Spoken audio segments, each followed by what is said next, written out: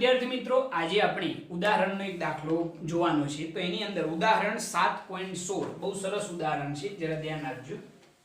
ઉદાહરણ 7.16 એની અંદર શું કહ્યું છે? આપણે લાસ્ટ લેક્ચરની અંદર જે ગબડતી ગતિ જોઈ હતી એના ઉપરથી જ આને કેલ્ક્યુલેટ કરવાનું છે। રકમ જરા જોજો। ત્રણ પદાર્થો, એક રિંગ, એક ઘન નળાકાર અને એક ઘન ગોળો એક જ ઢળતા પાટિયા પર સરક્યા વગર નીચે તરફ ગબડે છે। ત્રણ પદાર્થો છે, કયા કયા? એક રિંગ છે, એક ઘન નળાકાર છે અને એક ઘન ગોળો છે। આ ત્રણેય પદાર્થો સરક્યા વિના એક ઢાર પર શું કરે છે? તો ગબડે છે। તેઓ સ્થિર અવસ્થામાંથી ગતિ શરૂ કરે છે। બધા જ પદાર્થોની ત્રિજ્યાઓ એક સમાન છે, તો કયો પદાર્થ મહત્તમ વેગ સાથે જમીન પર પહોંચશે એ આપણે શોધવાનું છે। આ ત્રણેય પદાર્થોને આપણે થીટા જેટલા ઢારવાળા પાટિયા પર ગબડાવવાના છે। તો આ ત્રણ પદાર્થોમાંથી કયો પદાર્થ સૌથી ઝડપથી પહોંચી જશે એ આપણે શોધવાનું છે। એટલે મહત્તમ વેગ કોનો હશે એ શોધવાનું છે। તો એના માટે સિમ્પલ આઈડિયા કે ગબડતી ગતિ માટે જે વેગનું સૂત્ર છે એ તમને જો યાદ હોય તો તમે સીધે સીધું એપ્લાય કરી શકો। v² = 2gh/1 + k²/r², બરોબર છે? એ સૂત્ર તમને યાદ હોય, અથવા તો જો યાદ ના હોય તો હું યાદ કરાવી દઉં કે સપોઝ આપણે થીટા ઢાર વિચારીએ આ રીતનો, જે લાસ્ટ લેક્ચર હતું ભાઈ, સમજી લો આ ઢારની ઊંચાઈ આપણે કહી દઈએ h જેટલી છે। અહીંયા આપણે h ઊંચાઈ પરથી કોઈ ગોળો હોય અથવા તો કોઈ ઘન નળાકાર હોય અથવા તો રિંગ હોય એને આપણે ગબડાઈએ છીએ આ તરફ।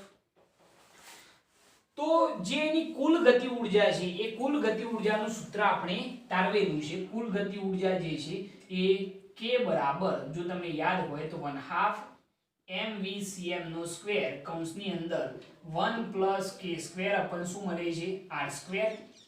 યાદ આવ્યું આ સૂત્ર? આ કુલ ગતિ ઊર્જાનું સૂત્ર છે। કોનું સૂત્ર છે આ? કુલ ગતિ ઊર્જા। હવે આ ગતિ ઊર્જા મળી ગઈ, આપણે વેગનું સૂત્ર બનાવવાનું છે। તો આપણને યાદ છે કે આ ગોળો હોય અથવા તો કોઈ રિંગ હોય અથવા તો ઘન નળાકાર હોય, તો એ જ્યારે h ઊંચાઈ પર હોય તો એની કંઈક ના કંઈક સ્થિતિ ઊર્જા હોય, અને ત્યાંથી જ્યારે નીચે તરફ ગબડે છે તો એ સ્થિતિ ઊર્જાનું ગતિ ઊર્જામાં શું થાય છે? રૂપાંતરણ થાય છે। તો ઓલ ઓવર આપણે એવું કહી શકીએ કે અહીંયા જે ગતિ ઊર્જા છે એ કોના ભોગે મળે છે? તો સ્થિતિ ઊર્જાના ભોગે। તો આપણે આ કુલ ગતિ ઊર્જાને સ્થિતિ ઊર્જા સાથે સરખાઈ દઈએ તો સ્થિતિ ઊર્જા બરાબર શું થઈ જશે? કુલ ગતિ ઊર્જા। કારણ કે આ ગતિ ઊર્જા કોના ભોગે મળી છે? સ્થિતિ ઊર્જાના। h ઊંચાઈ પરથી ગબડે છે ત્યારે ગતિ ઊર્જા મળી છે। તો સ્થિતિ ઊર્જાનું સૂત્ર mgh બરાબર કુલ ગતિ ઊર્જા શું આવશે? 1/2 mvcm² કૌંસની અંદર 1 + k² શું આવશે? r²। આપણે vcm બરાબર v લખી શકીએ, વેગ શોધવાનો છે એટલે। ઓકે, તો બંને બાજુથી mm દૂર થઈ જાય। તો જો v² નું સૂત્ર બનાવીએ જે આપણે શોધવાનું છે, તો v² બરાબર શું થઈ જાય? 2gh/1 + k² શું આવશે? r²। આવું સૂત્ર બનશે। આ v² નું સૂત્ર બન્યું। જો આપણે વેગ શોધવો હોય તો વેગ v બરાબર √ અથવા તો ઘાત 1/2 ઘાત લખીએ તો 2gh/1 + k²/r², અને એની કેટલી ઘાત આવશે? તો 1/2 ઘાત। તો આ જે સૂત્ર બન્યું એ ત્રણેય પદાર્થો માટે વેગનું સૂત્ર કહેવાશે, જે આપણે લાસ્ટ લેક્ચરની અંદર પણ ચર્ચા કરી હતી। ઓકે, હવે જરા જુઓ કે વેગનું સૂત્ર તો આપણે મેળવી લીધું। હવે શું કરવાનું છે? તો હવે આપણે રિંગ માટે, ઘન નળાકાર માટે અને ઘન ગોળા માટે વેગ કેટલો હશે એ વસ્તુ આપણે શોધવાની છે। તો સૌપ્રથમ આપણે વાત કરીએ રિંગ માટે। ચલો, રિંગ માટે તો એના માટે એક જ વસ્તુ તમારે નોટ કરવાની કે રિંગ માટે જે જડત્વની ચાક માત્રા છે, જડત્વની ચાક માત્રા I બરાબર શું થાય? તમને બધાને જો યાદ હોય તો mr²। રિંગની જડત્વની ચાક માત્રાનું સૂત્ર યાદ રાખવાનું મેં કહ્યું હતું કે જડત્વની ચાક માત્રા I બરાબર શું થાય? mr², બરોબર? એ I બરાબર mr² ને I બરાબર mk² સાથે સરખાવતો, ચલો જે રિંગની જડત્વની ચાર્જ માત્રા છે I બરાબર mr², એને આપણે I બરાબર mk² સાથે સરખાઈએ તો તમે જોઈ શકો છો કે m ની જગ્યાએ m છે તો k² બરાબર અહીંયા આગળ શું છે r² છે. સરખામણી કરીએ તો ખ્યાલ આવી જાય કે k² બરાબર શું મળે છે r² મળે છે. બસ આ સૂત્ર આપણે અહીંયા એપ્લાય કરવાનું છે. k² ની જગ્યાએ શું લખવાના r², તો આપણને વેગ મળી જશે.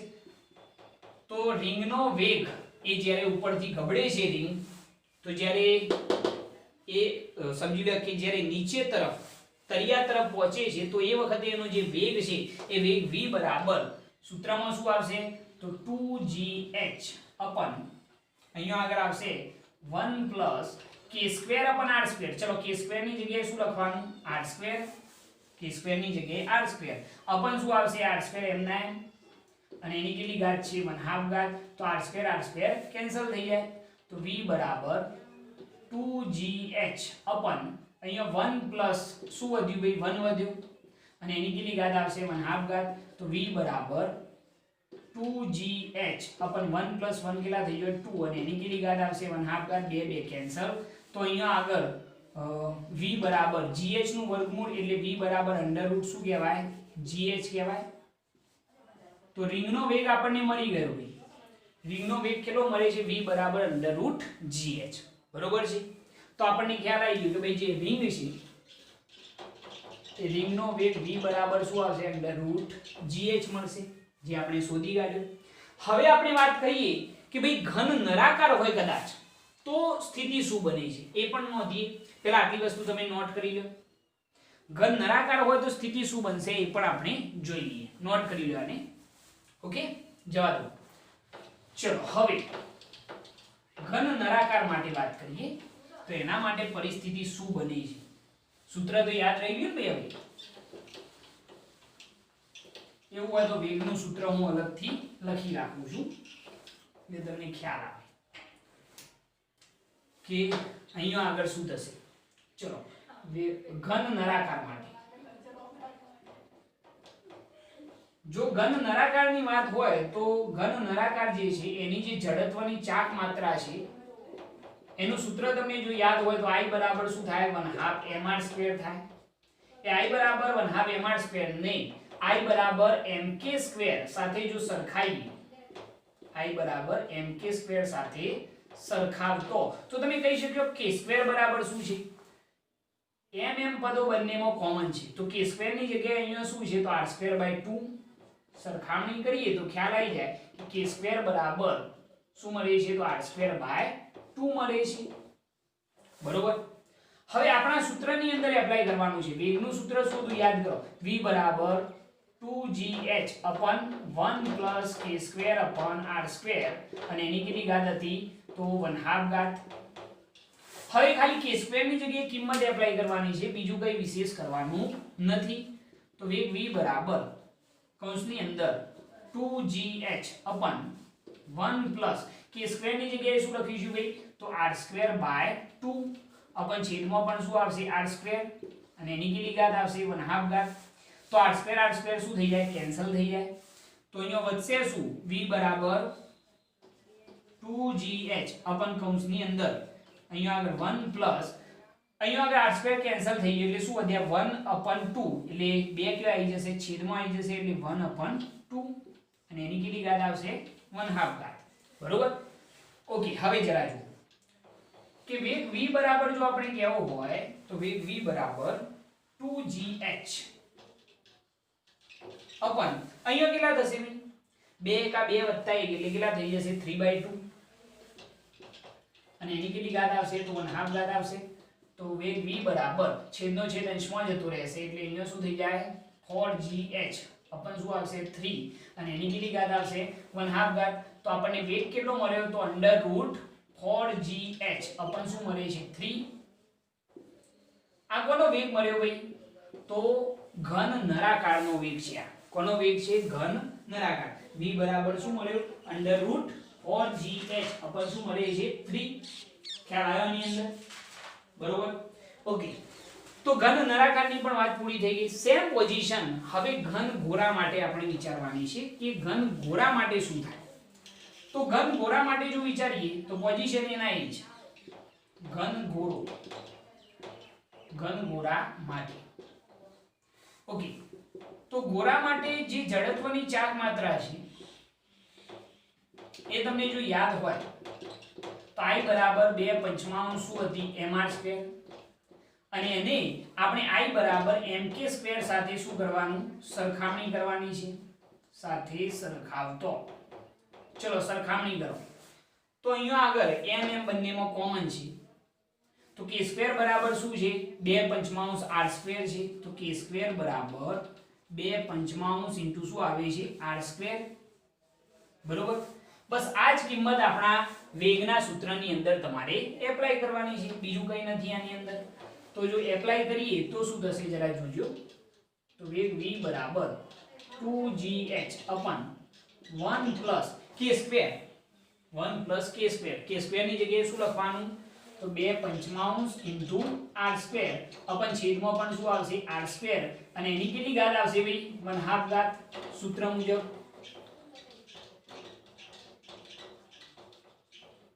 આની કેટલી ઘાત આવશે 1/2 ઘાત. બરોબર છે, એટલે કે એનું વર્ગમૂળ લેવાનું છે, બીજું કંઈ નથી. ઓકે, ખાલી k² ની જગ્યાએ આપણે શું લખ્યું તો 2/5 r². હવે સાદુરૂપ આપો તો r² કેન્સલ થઈ જાય તો વેગ v બરાબર કૌંસની અંદર 2gh અપન 1 પ્લસ 2/5, અને એની કેટલી ઘાત 1/2 ઘાત. તો વેગ v બરાબર કૌંસની અંદર 2gh, અહીંયા શું થશે ભાઈ 5 × 5 + 2 7/5, અને એની કેટલી ઘાત આવશે 1/2 ઘાત. તો વેગ v બરાબર છેદનો છેદ અંશમાં, ને અહીંયા થઈ જશે 10gh અપન શું આવશે 7, અને એની કેટલી ઘાત આવશે 1/2 ઘાત. તો વેગ v બરાબર 1/2 ઘાત એટલે વર્ગમૂળ, તો √10gh અપન શું આવશે 7. આ સમીકરણ નંબર 3 મળ્યું.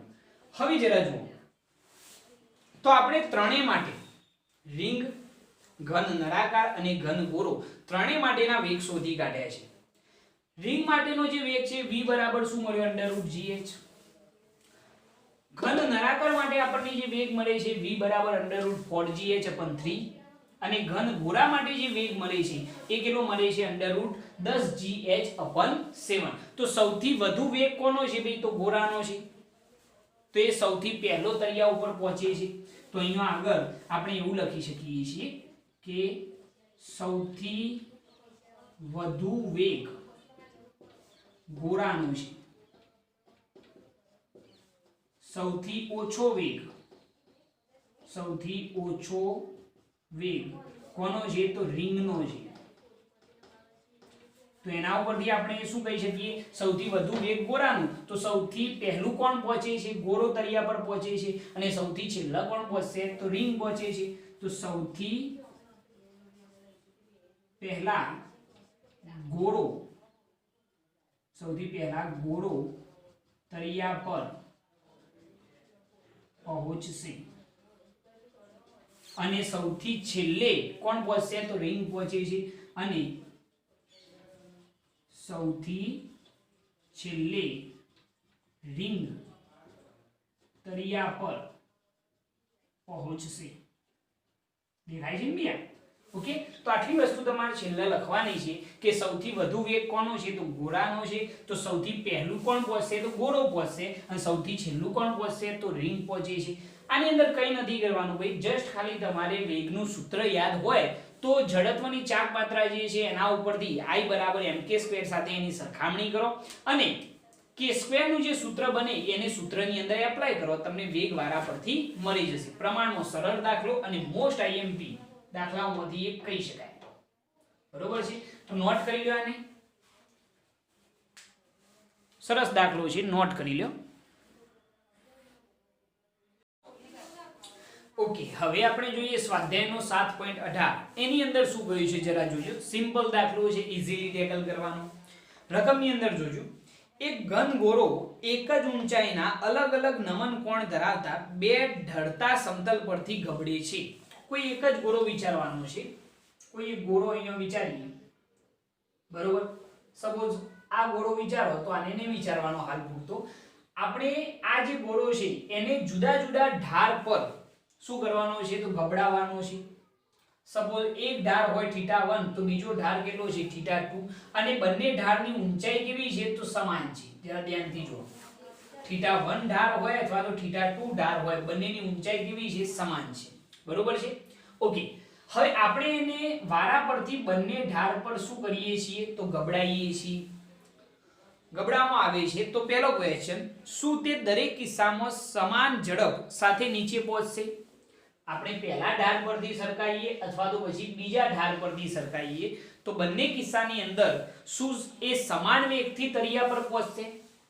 આ ઢાળ પર સમજી લો θ1 જે ઢાળ છે ત્યાં આગળ સરકાઈએ તો તળિયા પર પહોંચે એટલે એની ઝડપ કેટલી હશે? અથવા તો અહીંયા આગળ જો બીજા ઢાળ પર એને સરકાઈએ અથવા તો ગબડાઈએ તો પછી એની ઝડપ કેટલી હશે એ વસ્તુ આપણે શોધવાની છે. બરોબર. તો પહેલા ક્વેશ્ચનનો જવાબ શું મળશે? શું તે દરેક કિસ્સામાં સમાન ઝડપ સાથે નીચે પહોંચે છે? ઝડપ સમાન હોય છે તો આપણે કહીશું હા. ઝડપ કેવી રહેશે? અચળ રહેશે. તમે કહેશો કઈ રીતે સાહેબ? તો સરક્યા સિવાય ગબડતા પદાર્થ માટે જે વેગનું સૂત્ર છે એ તમે જાણો છો v² = 2gh/1 + k² r². તો v બરાબર આપણે એનું શું લેવું પડે? વર્ગમૂળ લેવું પડે. આ સરક્યા વિના ગબડતા પદાર્થ માટે વેગનું સૂત્ર છે જે તમે જાણો છો, નવાઈની વાત નથી. બરોબર. આ સૂત્ર ઉપરથી પણ ખ્યાલ આવી જશે, પરંતુ સપોઝ આપણે થોડુંક સાદું રૂપ આપીએ. તમે ખ્યાલ છે કે ગોળો છે તો એની જડત્વની ચાર્જ માત્રા I બરાબર શું થાય? 2/5 mr². એને આપણે I બરાબર mk² સાથે જો સરખાઈએ તો તમને k² બરાબર શું મળશે? તો 2/5 r² મળશે, જે આપણે હાલ કર્યું હતું આગળના દાખલામાં. તો એની અંદર વેગનું જે સૂત્ર મળે છે એ કેટલું મળે છે? વેગ v બરાબર √10gh/7. કઈ રીતે ખબર છે ને? આ k² ની કિંમત અહીંયા એપ્લાય કરવાની એટલે તમને આ સૂત્ર મળી જશે. હવે જરા ધ્યાનથી જુઓ કે આપણને જે આ વેગનું સૂત્ર મળે છે એની અંદર કોઈ જગ્યાએ થીટાનો ઉલ્લેખ છે ખરો? એટલે કે જે ખૂણો બને છે θ1 અથવા તો θ2 એવો કોઈ ખૂણો આવે છે ખરો વેગના સૂત્રમાં? તમે કહેશો ના. મતલબ શું થયો ભાઈ કે જે ગોળાનો વેગ છે એ ગોળાનો વેગ એ ઢાળ પર આધારિત હોતો નથી. તો આપણે શું કહી શકીએ કે હા, બંને ગોળાની બંને ઢાળ પર ઝડપ કેવી હોય છે? સમાન હોય છે. એટલે કે વેગ કેવો રહે છે? અચળ રહે છે. તો પહેલા ક્વેશ્ચનનો જવાબ જુઓ. તો હા, દરેક કિસ્સામાં વેગ કેવો હોય છે? સમાન હોય છે. કારણ કે વેગ ઢાળ પર આધારિત નથી. દેખાય છે ને ભાઈ? વેગ જે છે એના સૂત્રમાં કોઈ જગ્યાએ ઢાળ આવતો જ નથી θ1 અથવા તો θ2. એટલે વેગ જે છે ઢાળ પર આધારિત નથી. તો બંને કિસ્સાની અંદર વેગ કેવો રહેશે? સમાન. એટલે વેગ v બરાબર શું રહેશે? અચળ. આ ઢાળ ઉપરથી ગબડાવો અથવા તો પછી આ ઢાળ ઉપરથી ગબડાવો, બંને કિસ્સાની અંદર વેગ કેવો રહેશે? તો સમાન રહેશે. ઓકે, પહેલા ક્વેશ્ચનનો જવાબ થઈ ગયો.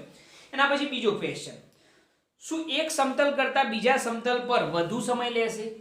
તો હા, આ ઢાળ ઉપર સરકાઈએ આ જે ઢાળ છે એના ઉપર આપણે ગબડાઈએ તો એ વખતે લાગતો સમય અને આ ઢાળ પર ગબડાઈએ તો એ વખતે લાગતો સમય અલગ અલગ હશે. તમે કહેશો કઈ રીતે? તો અહીંયા આગળ તમને એ વસ્તુનો ખ્યાલ આવવો જોઈએ કે વેગ બરાબર શું થાય? તો સાહેબ અંતર ભાગ્યા સમય. તો વેગ v બરાબર અંતર d ભાગ્યા સમય t. તો t બરાબર d બાય શું થાય? v. તો સમય જે છે અંતરના શું હોય છે? સમપ્રમાણમાં. વેગ તો કેવો છે ભાઈ? અચળ. વેગ કેવો છે? અચળ. તો સમય જે છે એ સમય અંતરના શું છે ભાઈ? તો સમપ્રમાણમાં છે. જેટલું અંતર વધુ એટલો સમય વધારે લાગે, જેટલું અંતર ઓછું એટલો સમય ઓછું લાગશે. ખ્યાલ આવે છે આની અંદર? વેગ બરાબર અંતર ભાગ્યા સમય. તો સમય બરાબર શું થાય? અંતર ભાગ્યા વેગ. વેગ તો અચળ છે. મેં કહ્યું કે બંને ઢાળ પર વેગ કેવો હશે? સમાન હશે. તો સમય જે છે અંતરના શું હોય છે? સમપ્રમાણમાં. જેટલું ઢાળનું અંતર વધુ એટલો સમય વધુ લાગશે. તો તમે કહી શકશો કયો આગળ વધુ લાગશે? તો આ અંતર ઓછું, આ અંતર વધુ. જેટલું અંતર વધુ ત્યાં સમય વધુ લાગે, અહીંયા સમય ઓછો લાગશે. તો ઢાળ 2 પર સમય વધુ લાગશે, ઢાળ 1 પર સમય ઓછો લાગશે. કારણ કે વેગ તો અચળ છે એટલે સમય ખાલી અંતરના શું હશે? સમપ્રમાણમાં હશે. તો બીજા ક્વેશ્ચનનો જવાબ કે બંને ઢાળ પરથી ગબડાવવામાં આવે તો ઢાળ 1 પરથી ઓછો સમય લાગશે અને ઢાળ 2 પર વધુ સમય લાગે છે. કઈ રીતે સમજ્યા? કારણ કે સમય અંતરના સમપ્રમાણમાં હોય. આ અંતર ઓછું કાપવાનું તો સમય ઓછો લાગે, આ અંતર વધારે કાપવાનું તો સમય વધારે લાગશે. સિમ્પલ. એટલે આપણે એનો જવાબ એવો લખી શકીએ કે ધાર 1 પર ઓછો સમય લાગશે, ધાર 2 પર વધુ સમય લાગે છે, જે લખી કાઢ્યું આપણે બીજા ક્વેશ્ચનનો જવાબ. એના પછી ત્રીજો ક્વેશ્ચન, જો એમ હોય એટલે કે સમય ઓછો વધારે લાગતો હોય તો જો એમ હોય તો કયા સમતલ પર અને શા માટે? જો એમ હોય કે સમય જુદો જુદો લાગતો હોય તો એવું શા માટે, એ વસ્તુ સમજાવવાની છે. તો મેં તમને કહ્યું ભાઈ કે અહીંયા આગળ જે વેગ છે અંતરના શું હોય છે, વેગ જે હોય છે એ કેવો હોય છે, અચર હોય છે. વેગ બરાબર શું થાય તો અંતર ભાગ્યા સમય થાય, બરોબર. તો સમય બરાબર શું થઈ જાય, અંતર ભાગ્યા વેગ. વેગ કેવો રહેશે, અચળ, બરોબર. એટલે સમય જે છે અંતરના શું હોય, સમપ્રમાણમાં. જો આગળ અંતર વધુ હોય, આ જે વસ્તુ છે ને અહીંયા લખજો આની અંદર, બરોબર. આ રીતે તમને ખ્યાલ આવે. કારણ જે છે અહીંયા લખવાનું કે વેગ બરાબર શું થાય તો અંતર ભાગ્યા સમય, બરોબર છે. તો વેગ v બરાબર અંતર d બાય ટાઈમ t. તો સમય શોધવો હોય તો d બાય શું થઈ જાય, v. વેગ જે છે અચળ છે તો સમય જે છે અંતરના શું હોય, સમપ્રમાણમાં. એટલે જેટલું અંતર વધુ એટલો સમય વધુ લાગશે. તો કારણ જુઓ તો હા, ધાર 2 માટે વધુ સમય લાગશે, કોઈ કન્ફ્યુઝન નહીં. કેમ વધુ લાગશે ખબર પડી ને, કારણ કે અંતર વધુ તો સમય વધુ લાગે. હા, ધાર 2 માટે વધુ સમય લાગશે. ગોળો બંને ધાર પરથી સમાન વેગથી ગબડે છે, આથી લાગતો સમય ધારના અંતર પર આધાર રાખે છે. વેગ અચળ છે એટલે સમય કોના ઉપર ડિપેન્ડેડ હશે તો અંતર પર ડિપેન્ડેડ હશે. જો અંતર વધુ તો સમય વધુ લાગશે. તો અહીંયા આગળ અંતર કયો આગળ વધુ છે તો d2 ગ્રેટર ધેન d1 છે. d2 અંતર મોટું, d1 નાનું છે. તો t2 ગ્રેટર ધેન શું હશે, t1. બીજા ધાર માટે લાગતો જે સમય છે એ વધુ હશે અને θ1 માટે જે લાગે છે સમય એ કેવો હશે, ઓછો હશે. Simple. d2 greater than d1 દેખાય છે ભૈયા, d2 ગ્રેટર ધેન શું છે, d1. તો આ ધારનું અંતર વધુ તો સમય વધુ લાગે, t2 greater than t1. Simple idea, બરોબર. આના ઉપરથી તમે સમજી શકો છો. આ વસ્તુ તમારે નોટ કરી લખવાની કે વેગ અચળ તો સમય જે છે અંતરના શું હોય, સમપ્રમાણમાં. જેટલું અંતર વધુ એટલો સમય વધુ લાગશે, બરોબર. તો ત્રણેય ક્વેશ્ચન સિમ્પલ છે, ઈઝીલી સમજી શકો છો. ફટાફટ નોટ કરી લો આને, ફટાફટ નોટ કરી લો. અને એ ધ્યાન રાખજો ભાઈ કે જે વેગ છે એ ધાર પર ડિપેન્ડેન્ટ નથી હોતો. હો, બહુ સરસ આ એમસીક્યુ બને એવું છે કે જુદા જુદા ધાર હોય તો પણ વેગ તો કેવો રહેશે, અચળ રહેશે, કારણ કે વેગ જે છે એ ધાર પર આધારિત હોતો નથી. ઓકે, નોટ કરી લો. ઓકે, હવે આપણે જોઈએ સ્વાધ્યાયનો 7.21. એની અંદર શું કહ્યું છે જરા જોજો. આ એક સરસ દાખલો છે, સ્વાધ્યાયનો 7.21. એની અંદર આપણને એવું કહ્યું છે કે 30 ડિગ્રીના ખૂણે નમેલા એક ઢળતા પાટિયા પર એક નક્કર નળાકાર ગબડીને ઉપર તરફ જાય છે. આ ઢળતા પાટિયાના તળિયે નળાકારનું દ્રવ્યમાન કેન્દ્ર 5 મીટર પ્રતિ સેકન્ડની ગતિ ધરાવે છે. તો અહીંયા આગળ આપણે ઢળતું પાટિયું વિચારવાનું છે આ રીતે, બરોબર છે. અહીંયા આગળ જે ખૂણો બને છે θ બરાબર આપણને આપેલો છે 30 ડિગ્રી. અહીંયા આગળ તળિયા પરથી એક નળાકાર, આ રીતે એક નળાકાર છે જે ઉપર તરફ ગતિ કરે છે અને નળાકારનો જે વેગ છે એ આપણને આપેલો છે પ્રારંભિક વેગ. અહીંયા આગળ કેટલો છે, 5 મીટર પ્રતિ સેકન્ડની ઝડપથી ક્યાં જાય છે તો ઉપર તરફ જાય છે. અને આ શું છે ભાઈ, નળાકાર છે, એ ધ્યાન રાખવાનું, બરોબર. તો એના ઉપરથી આપણને પહેલો ક્વેશ્ચન કરેલો છે કે નળાકાર આ ઢળતા પાટિયા પર કેટલો ઉપર જશે. નળાકાર જે છે આ નળાકાર એ ઢળતા પાટિયા પર કેટલો ઉપર જશે એ અંતર આપણે શોધવાનું છે. સપોઝ d જેટલો ઉપર જાય છે, ગતિ કરતો કરતો સપોઝ અહીંયા સુધી આવે છે એવું આપણે ધારી લઈએ. તો કેટલો ઉપર જશે એ અંતર આપણે શોધવાનું છે. તો કઈ રીતે શોધી શકાય, સિમ્પલ આઈડિયા યુઝ કરીશું. તો આપણે જ્યારે ગબડતી ગતિ જોઈ તો એ વખતે મેં પ્રવેગનું એક સૂત્ર તારવ્યું હતું, જો તમને યાદ હોય તો. પ્રવેગનું સૂત્ર હતું, પ્રવેગ એ બરાબર શું હતું તો -g sin θ upon 1 plus k square upon શું હતું r square. તમે કહેશો સાહેબ માઈનસ નતું પ્લસ હતું, બિલકુલ સાચી વાત. પરંતુ અહીંયા આગળ નળાકાર ઉપર તરફ ચઢે છે એટલા માટે મેં પ્રવેગ કેવો વિચારેલો છે ઋણ, નીચે તરફ ઉતરતો હોય એ વખતે પ્રવેગ ધન વિચારીશું. અહીંયા આગળ બાજુમાં લખી કાઢું કે અહીં નળાકાર ઉપર ચઢે છે, નળાકાર ઉપર ચઢે છે, તેથી પ્રવેગ એ જે છે એ કેવો લીધેલો છે આપણે ઋણ લીધેલો છે. ઓકે, પ્રવેગનું આ સૂત્ર થઈ ગયું. હવે જરા સમજજો કે આપણે નળાકાર માટે જે જડત્વની ચાક માત્રા હતી એ I બરાબર તમે જાણો છો 1/2 mr². જડત્વની ચાક માત્રા શું થાય 1/2 mr². એને જો આપણે I બરાબર mk² સાથે સરખાઈએ ને I બરાબર mk² સાથે સરખાવતો તમને ચક્રાવર્તનની ત્રિજ્યા મળી જશે. તો અહીંયા આગળ જુઓ m બંનેમાં કોમન છે તો k² બરાબર શું છે ચક્રાવર્તનની ત્રિજ્યા, તો k² બરાબર થાય r²/2. ચક્રાવર્તનની ત્રિજ્યા મળી ગઈ. એને એપ્લાય કરો પ્રવેગના સૂત્રની અંદર. તો જુઓ પ્રવેગનું સૂત્ર શું મળશે, પ્રવેગ એ બરાબર -g sin θ upon 1 plus k² ની જગ્યાએ શું લખવાનું, તો r²/2 upon r². ખાલી k² ની જગ્યાએ r²/2 લખ્યું તો r² કેન્સલ. તો પ્રવેગ એ બરાબર -g sin θ upon 1 plus અહીંયા આગળ શું થયું હોય, અંશની અંદર 1 વધ્યો, 2 કયો આવી જાય છેદમાં, બરોબર છે. તો આનું થોડુંક સાદુરૂપ આપી દઈએ તો આપણને પ્રવેગ મળી જશે. તો પ્રવેગ એ બરાબર -g sin θ. ચલો g ની કિંમત 9.8, sin θ બરાબર કેટલા છે 30 ડિગ્રી, જે દેખાય છે તમને θ બરાબર કેટલા 30 ડિગ્રી અપન અહીંયા કેટલા થઈ જાય 2 એકા 2 વત્તા 1 એટલે કેટલા થઈ જશે 3/2. તો પ્રવેગ એ બરાબર -9.8 ગુણ્યા sin 30 ની કિંમત કેટલી થાય 1/2 થાય અપન શું છે 3/2.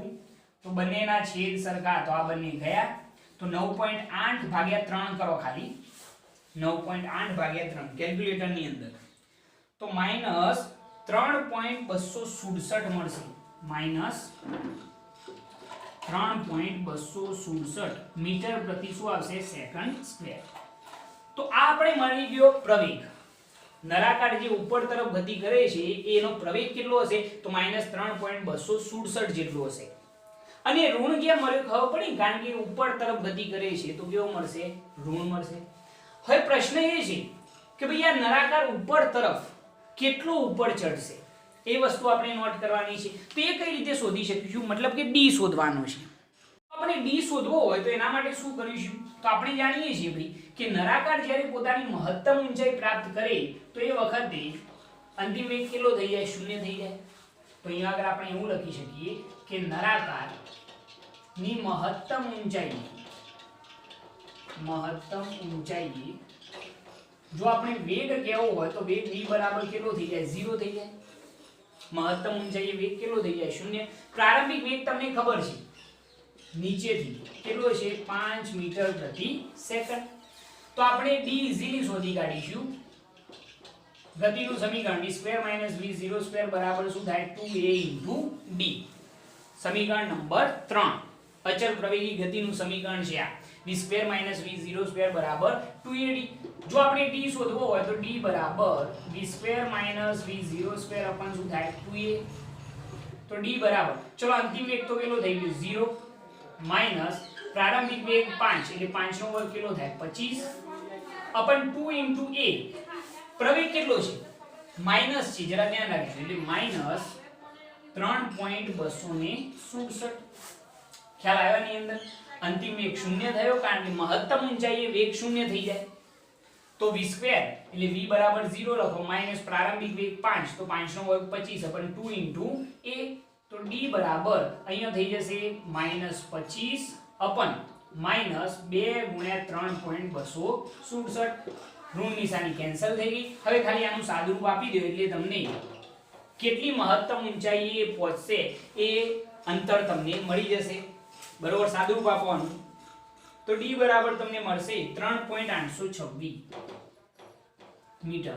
એટલે d બરાબર 3.83 મીટર જેટલો આ પદાર્થ એટલે કે નળાકાર ઉપર ચડે છે. તો અહીંયા આગળ આપણે લખી શકીએ કે નળાકાર d બરાબર 3.83 મીટર જેટલું ઉપર ચઢે છે. તો આ પહેલા ક્વેશ્ચનનો જવાબ થઈ ગયો. સિમ્પલ. નોટ કરી લો આટલી વસ્તુ. એના પછી બીજો ક્વેશ્ચન જોઈએ આપણે. નોટ કરવાને. ઓકે, હવે આપણે બીજા ક્વેશ્ચન તરફ જોઈએ. તો ચલો આ કાઢી નાખો. આની અંદર કિંમતો યાદ રાખજો. પ્રવેગની કિંમત યાદ રાખવાની છે અને કેટલો ઉપર ચડે છે આ પદાર્થ એ અંતર ધ્યાનમાં રાખવાનું છે. એટલે કે પ્રવેગ અને અંતર બે વસ્તુ ધ્યાનમાં ખાસ રાખવાની છે. તો જરા જુઓ આ રીતે. અહીંયા આગળ હું લખી જ કાઢું કે પ્રવેગ મળે છે આપણને જ્યારે ઉપર ચડે છે તો 3.267 મીટર પ્રતિ સેકન્ડ સ્ક્વેર અને કેટલો ઉપર ચડે છે તો 3.83 મીટર. Okay, perfect. હવે જો બીજા ક્વેશ્ચન તરફ આપણે આગળ વધીએ. તો બીજો ક્વેશ્ચન શું કરેલો છે? તો બીજો ક્વેશ્ચન એની અંદર એવો છે કે તળિયે પાછા આવવા માટે તેને કેટલો સમય લાગશે? ચલો પહેલા એ ઉપર ચડ્યો છે આ નળાકાર, મહત્તમ ઊંચાઈ એને પ્રાપ્ત કરી. હવે ત્યાંથી શું કરશે તો પાછો તળિયા પર આવે છે એટલે સ્થિતિ કંઈક આવી થઈ જશે. જુઓ થીટા ઢાળ એના એ છે. હવે જે મહત્તમ ઊંચાઈ એને પ્રાપ્ત કરી છે ત્યાંથી હવે કઈ તરફ ગતિ કરે છે તો તળિયા તરફ. બરોબર. હવે તળિયા સુધી પાછો આવવા માટે અંતર તો પહેલાના જેટલું જ કાપવું પડશે, d જેટલું, જે કેટલું હતું ભાઈ 3.83 મીટર. હવે નીચે તરફ ગતિ કરે તો એ વખતે અહીંયાથી પ્રારંભિક વેગ ગણવાનો. મહત્તમ ઊંચાઈ પ્રાપ્ત કરી અને તળિયા પર પાછો આવે છે એટલે અહીંયા આગળ પ્રારંભિક વેગ જો કેવો હતો કેટલો કહેવાય 0. કારણ કે મહત્તમ ઊંચાઈ એને પ્રાપ્ત કરી એટલે અંતિમ વેગ કેટલો થયો છે 0. હવે ત્યાંથી પાછો આવે છે તો હવે પ્રારંભિક વેગ કેટલો કહેવાય v0 બરાબર 0 થઈ જશે. સમજો છો? ઓકે. હવે જરા જો અને જ્યારે અંતિમ વેગ મળે એને આપણે v નામ આપી દઈએ. તો તળિયા પર પાછો આવતો એને કેટલો સમય લાગશે એ આપણે શોધવાનો છે. તો એના માટે શું કરીશું તો સૌપ્રથમ પહેલા લખી કાઢીએ કે પ્રવેગ એ બરાબર કેટલો છે +3.267 મીટર પ્રતિ સેકન્ડ સ્ક્વેર. તમે કહેશો સાહેબ પ્લસ કેમ લખ્યા? કારણ શું? કારણ કે હવે નીચે તરફ આવે છે. બરોબર. એટલા માટે પ્રવેગ કેવો થઈ જાય ધન થઈ જાય. ઉપર તરફ ચડે તો મેં પ્રવેગ કેવો લીધો ઋણ, કારણ કે પ્રવેગ સદિશ છે. નીચે તરફ ઉતરે હવે તો પ્રવેગ કેવો લેવો પડશે ધન લેવો પડશે. ઓકે. d બરાબર આપણને ખ્યાલ છે 3.83 મીટર. બરોબર. અને પ્રારંભિક વેગ આપણને ખબર છે v0 બરાબર કેટલો 0. ઓકે. તો આપણે સમય શોધવાનો છે તો d બરાબર v0t + 1/2 at² થશે. ચલો તો d બરાબર અંતર કેટલું? d બરાબર અંતર કેટલું તમે કહેશો 3.83. એટલું જ અંતર તો કાપવું પડે ને ભાઈ. બરોબર. v0 પ્રારંભિક વેગ 0 એટલે આ તો 0 થઈ ગયું સ્ટેપ + 1/2 પ્રવેગ કેટલો છે તો પ્રવેગ છે સાહેબ 3.267 ગુણ્યા t² આપણે શોધવાના છે. તો અહીંયા આગળ સાદુરૂપ આપીએ તો 3.83 ચલો 0 ને ગણવાના નથી તો 1/2 ગુણ્યા 3.267 ઇન્ટુ શું આવે છે t².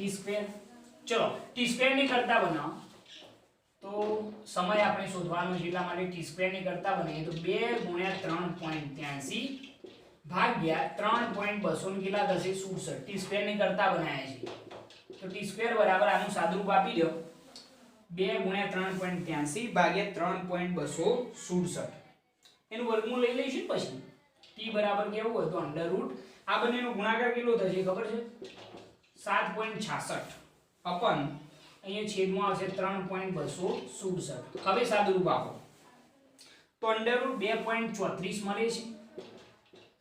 વર્ગમૂળ કાઢશો ને તમે એટલે તમને સમય મળશે એપ્રોક્સ 1.53 સેકન્ડ. બરોબર છે. તો નીચે ઉતરવામાં એને કેટલો સમય લાગે છે તો 1.53 સેકન્ડ જેટલો સમય લાગે છે એવું આપણે કહી શકીએ. હવે જેટલો સમય ઉપર ચડવામાં લાગે છે એટલો સમય નીચે ઉતરવામાં લાગે છે તો આપણે એમ કહી શકીએ છીએ કે નીચે ઉતરવામાં